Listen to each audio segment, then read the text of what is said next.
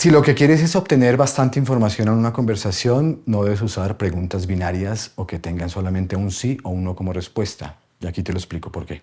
Get to do the first question in singing. Can I sing it to you and you can sing back the answer? Oh, I won't be doing that, but you're more than welcome to sing. Kirsty.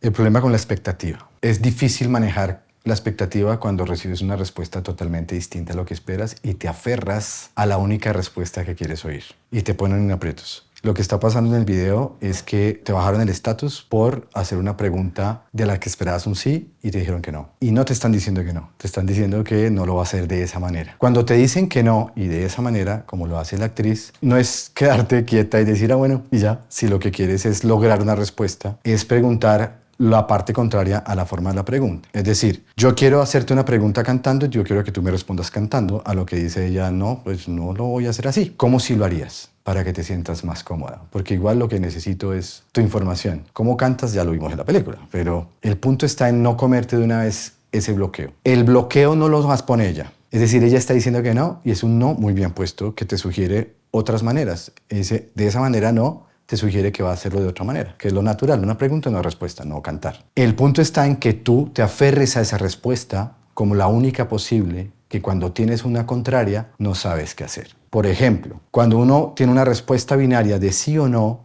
por lo general no espera un sí y le dicen que no. Entonces uno podría pensar que cualquier respuesta que sea no te pone en aprietos. No necesariamente, pero cualquier respuesta contraria a lo que esperas, si te comes eso como única respuesta posible, sí te puede poner en aprietos. En la respuesta de la actriz no es que ella esté queriendo bloquear. Tú te bloqueas porque decides que la respuesta que tenías en la cabeza debería ser la única posible y que por alguna razón deberían decirte que sí. Pero como te dijeron que no, te bloqueas tú. Y el tema es que te bajas inmediatamente el estatus. ¿Qué pasa cuando te bloqueas y bajas el estatus? Que el otro tiene el control de la conversación. Cuando le das el control de la conversación, vas a ver lo que pasa. Do you feel that love was more passionate back then? Or people would sacrifice more for love than we do today? No.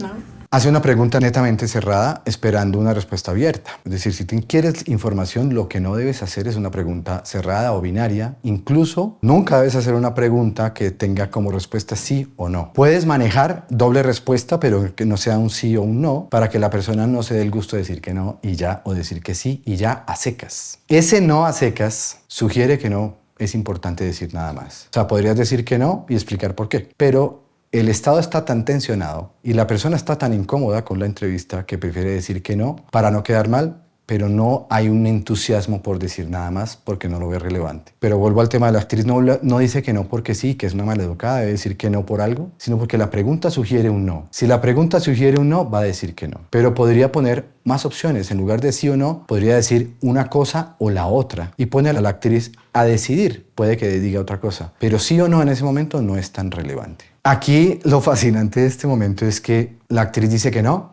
y hay un silencio de esos que son incómodos, que tensionan. Y ella, Anne, sabe que no lo va a romper. Entonces es tan tensionante el momento que la persona que rompe el silencio pierde el estatus. Y pierde el estatus la entrevistadora, porque lo rompe con un no pusilánime, suavecito, sin contundencia. La determinación de la actriz diciendo que no, sin quitar la mirada a los ojos fijamente, sin mover un dedo y con la convicción de que ella no va a romper el silencio, hace que ella mantenga su estatus alto. Y esa determinación es la que tensiona la conversación hasta que la entrevistadora decide romper el silencio en estatus bajo. Cada vez va más en aprietos la conversación, no porque esté mal, sino porque la entrevistadora está perdiendo cada vez el estatus. Y entre más bajo es el estatus, más difícil será conversar para quien tiene el estatus más alto. Y viceversa. Do you remember your first crush?